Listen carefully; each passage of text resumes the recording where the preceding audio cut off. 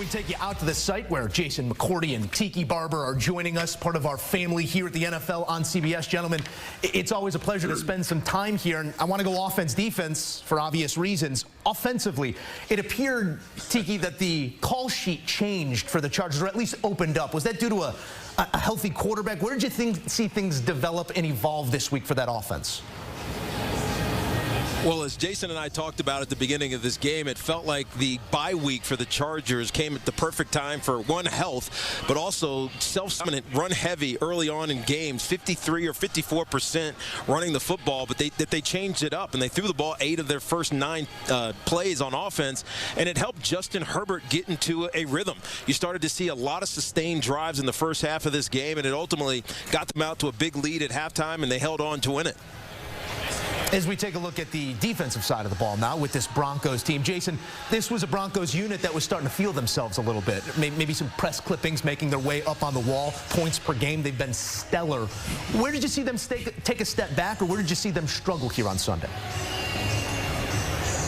Well, obviously, losing Pastor Tan in the first few plays of the games is a huge deficit for them, because he's a guy that allows Vance Joseph to call the game a certain way. And with how well Riley Moss had played on the opposite side, they were able to bring a ton of pressure in the games prior to. Played a little bit more zone today, but also just they weren't good on third down, and that was the biggest thing. The Chargers were able to sustain those 10-plus drives where they're just drawn out and continue to beat down on them, and that also enabled them to be on the field way too long. And their offense didn't help in that situation at all. Yeah, and the counter you talked about, Joe, you talked about the Denver Broncos defense. The Chargers defense had been one of the best ones in the NFL as well, and you saw Bo Nix struggling with that. He couldn't complete first and second down passes. They couldn't run the ball very effectively. They were third and long for most of the first half of this game, and as a result, time of possession was heavily skewed in favor of the Chargers. And decisive in their execution. That time of possession played a huge part in it. Yeah, okay, so I want to talk about this. There's not been a whole ton of Broncos content, so this is the best I could do, quite frankly, because none of the main shows like First Things First, Herd, Get Up, NFL Live, I guess they don't like Bo Nix and the Denver Broncos. Surprise to probably no Denver Broncos fan out there. Yeah, this obviously wasn't a perfect game, right? By no means, and it wasn't even necessarily a great game, but it wasn't an awful game. Bo Nix still showed me a lot that I really, really liked. I mean, he's been scrambling and picking up first downs like essentially everyone was expecting Caleb Williams to do, right? And the way that he's been showing his mobility, avoiding blitzes and sacks, I think has been wildly impressive. Wildly impressive. There was just no run game. I mean, they had 12 carries for running backs. I mean, Bo Nix is the one that's doing everything from the run game. I mean, it's just like, what do you want him to do? And the fact that he was then forced to be that guy for the Denver Broncos, and the fact that he didn't crumble or panic or fail or sputter out, I think is a huge positive.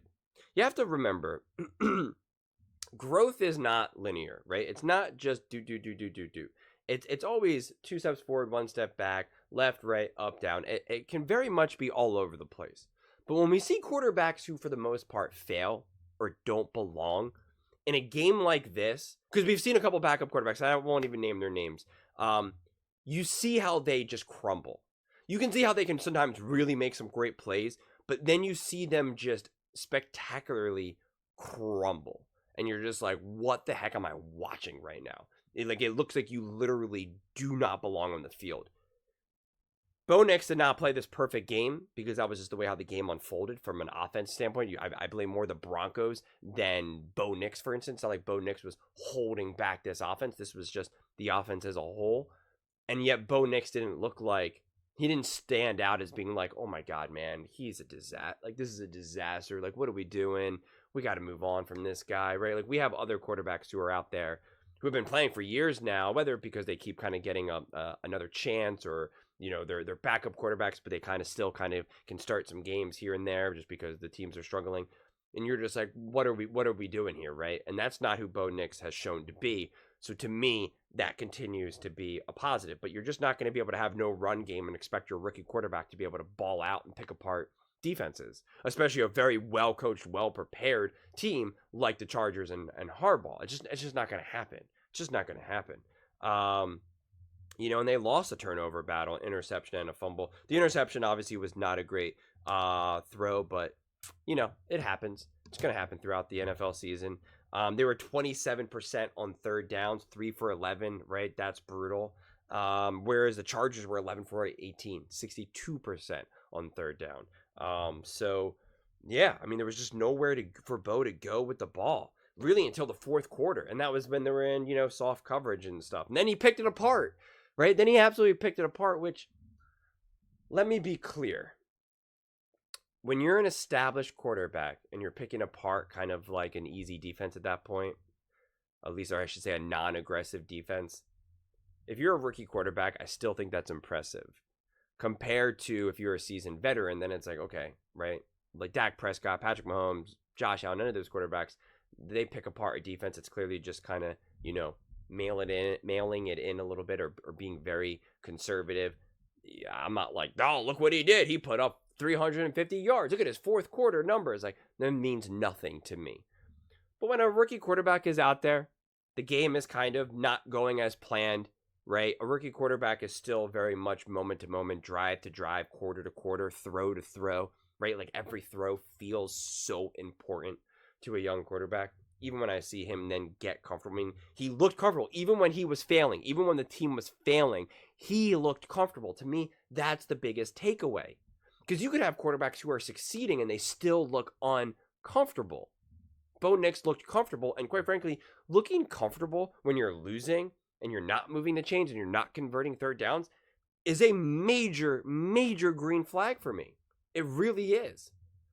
Because it shows the maturity. It shows the confidence in yourself as a player. Because you're not like, you're not blaming yourself for every bad thing that happens. You either understand, well, it's football, that's what's going to happen. You're going to throw an interception here and there. Or you understand, yeah, man, what am I supposed to do here? I got nothing to work with offensively. No run game. What do you want me to do? Like, I can't take on this whole burden myself. I understand this is just what this team is right now.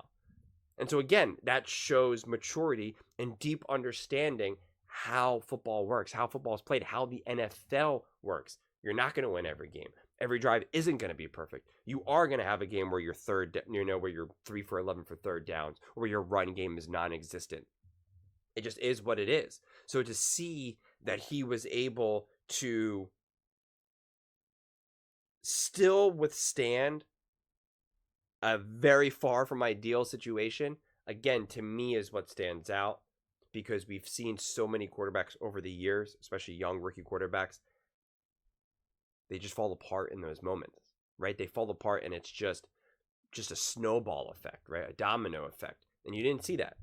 So you can take away feeling probably more positive than I think you would maybe give credit for if you just watch that game casually or you just look at the box score, right? Then I think there's a lot more positives to take away. It felt like Bo Nix, and I wrote this down, he's playing how he wants to, not how he thinks he's supposed to. And that's what I see. Again, I see the confidence. I see him feeling and finding his own way rather than playing like he's supposed to, right? The way how I compare this is like, when you're on a date with someone, right?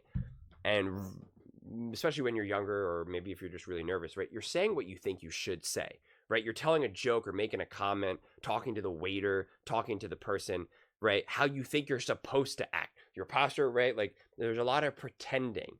And then once you get really comfortable with the person, or if you just get comfortable in yourself, you just act how you want to act. You just be you. You be your authentic self. You make a joke, whether you think it's going to be funny or not. It's your joke. You make it, right? You're not pretending to be something you're not.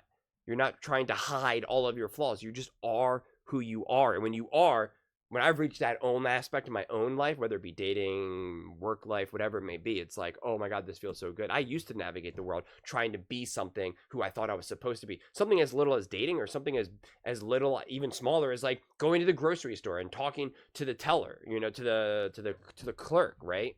Now I'm just like, yeah, this is me. This is who I am. This is what I look like. This is my hair. This is my eyes. This is the tone of my voice. I make a joke here. I make a joke there. Maybe it's funny. Maybe it's not. Maybe it's stupid. Whatever. I just am who I am.